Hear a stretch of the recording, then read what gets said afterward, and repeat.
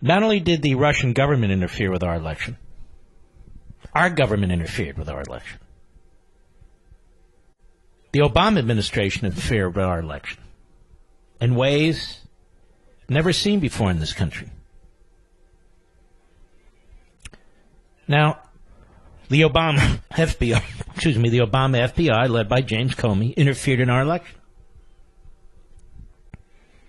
The Obama CIA, led by John Brennan, interfered in our election. Obama's National Intelligence Agency, led by Clapper, interfered in our election. We have seen lies by omission to a federal judge in the secret FISA court. We have seen that the judge involved in that initial FISA warrant has taken no steps, none whatsoever, to punish the perpetrators. We know with certainty now there have been one or more FBI spies placed in the Trump campaign.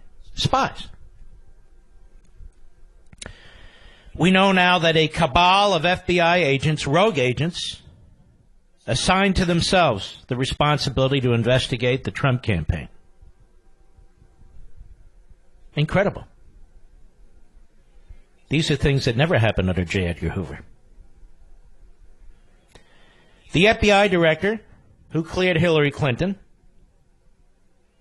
smeared Donald Trump and leaked to the media. The CIA director, Brennan, was peddling the Clinton DNC opposition research known as the Steele dossier on Capitol Hill and the law enforcement.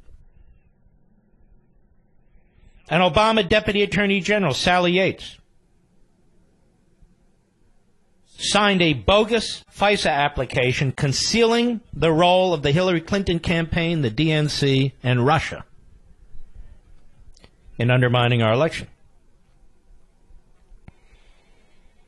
We have the unmasking of American citizens by the Trump administration, by the Obama administration of Trump World, by Susan Rice, by Samantha Power, and by many others. The numbers involved, the unmasking, unprecedented. And names like Michael Flynn leaked to the media. They still haven't tracked down that leak for some reason. And yet at the heart of it, there was a failure by Obama, Brennan, Comey, Clapper, Rice, and all the rest to stop the Russians from interfering in our election, as this cabal conspired to interfere in our election, and in fact did.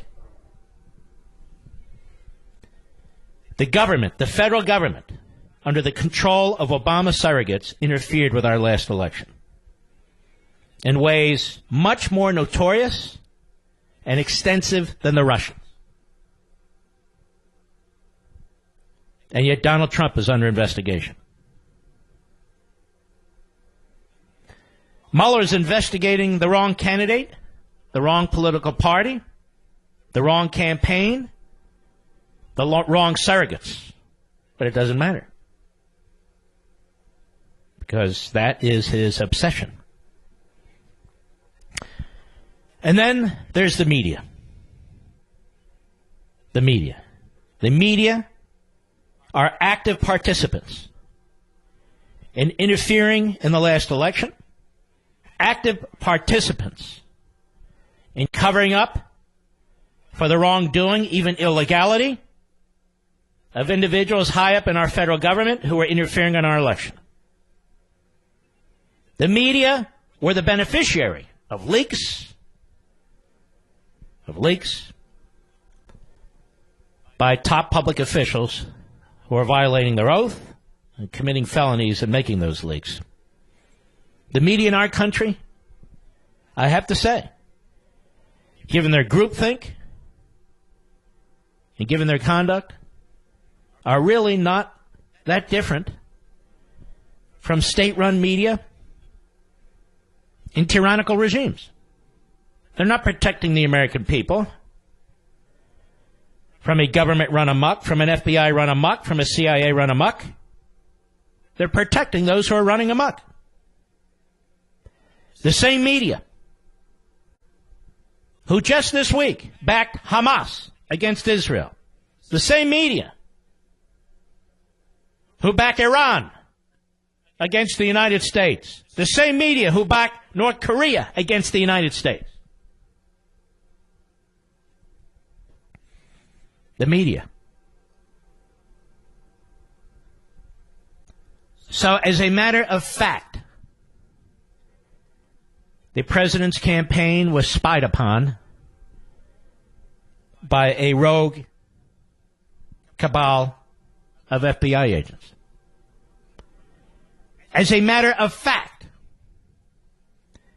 a federal warrant was issued by the FISA court in a counterintelligence investigation that misled the judge by withholding, omitting material information. As a matter of fact, the American federal government illegally unmasked the names of American citizens and leaked them to the media. As a matter of fact, the head of the CIA was peddling opposition research paid for by the Hillary Clinton campaign and the DNC to members of Congress and to the FBI, knowing full well that much of the information could not be verified. As a matter of fact, James Clapper, the director of National Intelligence, the umbrella organization, lied to Congress at least twice and lied to you and me about the FISA warrant, as he is the culprit believed to have leaked to CNN about the meeting between Comey and Trump, and then later was rewarded by being hired by CNN. Now, I want to do something. It's a little unusual. It's a little unusual because what I did originally was a little unusual. I want to go back, and I would like you to come back with me. I want your opinion on this. I want to go back after the break, and I want to listen not to what I said on the radio in March 2017, not to what I said to Sean Hannity on his show in March 2017, but I want to go back and, with you, listen to what I said on Fox and Friends weekend on March 5th, 2017. Let's see how close I came. Remember, I certainly didn't have all the specifics. But let's see how close I came to having essentially the general parameters of this thing nailed down. I think it'll be very interesting. I have not listened to this since the last time I played it, so we'll do this together. I'll be right back. Mark Levin.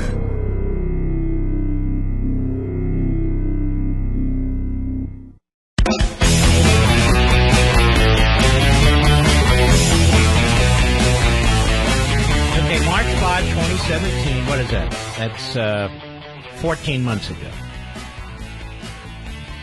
I'm preparing my radio show a few days earlier. This was the second time I talked about it. You know, I was focusing on other things, and I start pulling an article and another article, and I said, whoa, wait a minute, what is this? And I'm pulling them together, and about 10 minutes before they air, I say to Rich, you're not going to believe this, my producer. You're not going to believe this. And so I lay out the case for, among others, Fox and Friends over the weekend, March 5, 2017. Let's see how close I was, at least in general parameters. Cut 11, go. The evidence is overwhelming.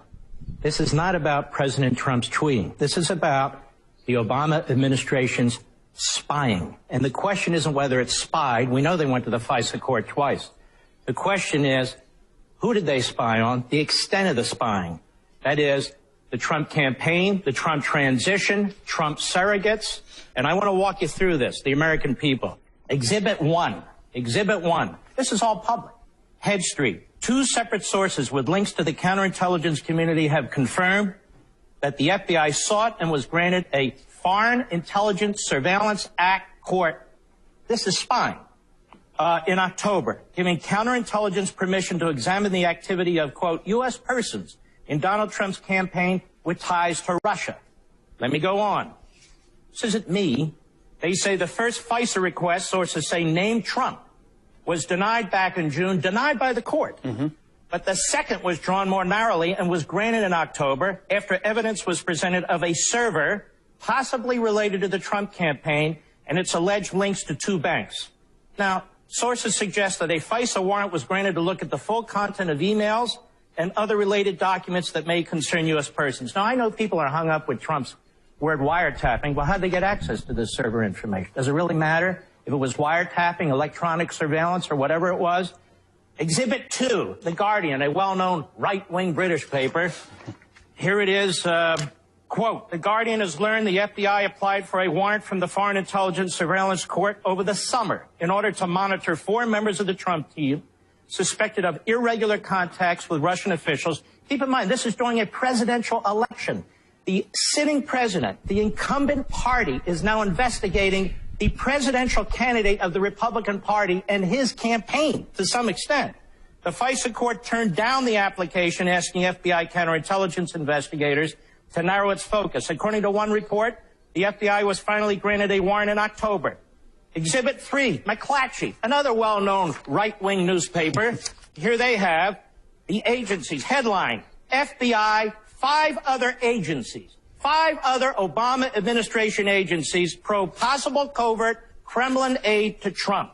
The FBI and 5 other law enforcement intelligence agencies have collaborated for months in an investigation into Russian attempts to influence the November election, including whether money from Kremlin covertly aided presidential-elect Donald Trump.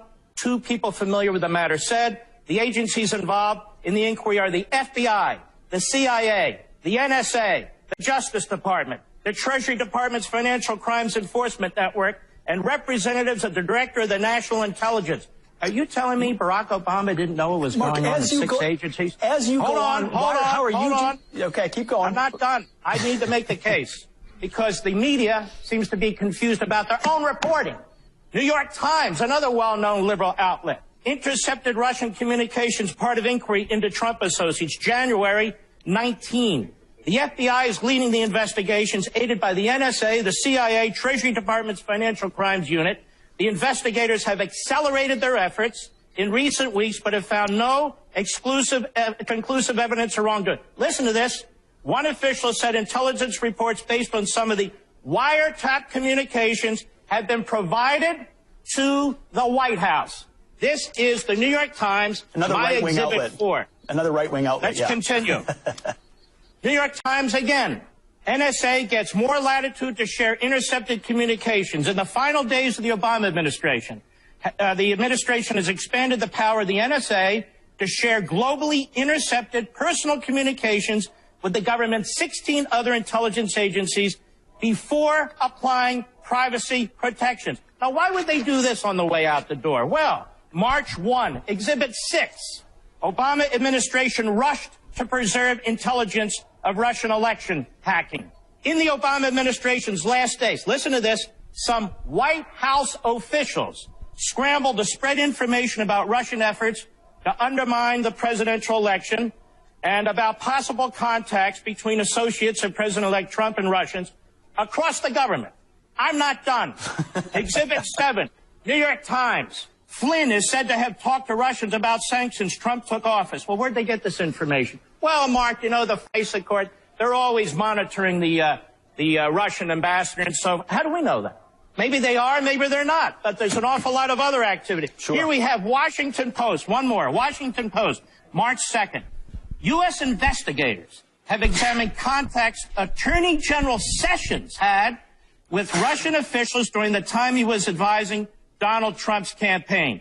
The focus of the U.S. counterintelligence investigation has been on communication between Trump campaign officials and Russia. Listen to this. The inquiry involving Sessions is examining his contacts while serving as Trump's foreign policy advisor in the spring and summer of 2016. This has been going on for a year. All right, I'm back live. So these were the general parameters. The first time I mentioned this was on radio, right, Rich? I believe it was March 2nd, 2017. This was March 5th, 2017, and then I believe I was on Sean Hannity's show March 6th, or thereabouts, 2017, laying out the same case. that the Trump campaign had been spied on. There was no other way to explain it. Absolutely the first person to point it out. Radio, TV, columnists, anywhere. That the Trump campaign had been spied on. That's why you get a FISA warrant. I was immediately attacked by the Associated Press, by the Washington Post, by the New York Times, by CNN, ABC, NBC, CBS, MSNBC. And in this business I'm in, conservative talk radio, 3 or 4 people came to my defense. Now, those were the general outlines. Now I want you to listen, when we come back, to how certain media outlets responded to what I said. Because as you know, President Trump took what I said, and he said, somewhat inaccurately, but close enough, it really didn't matter. That that Obama had ordered taps on his wires at Trump Tower. We didn't know exactly what they did, but I knew they did something. I'll be right back.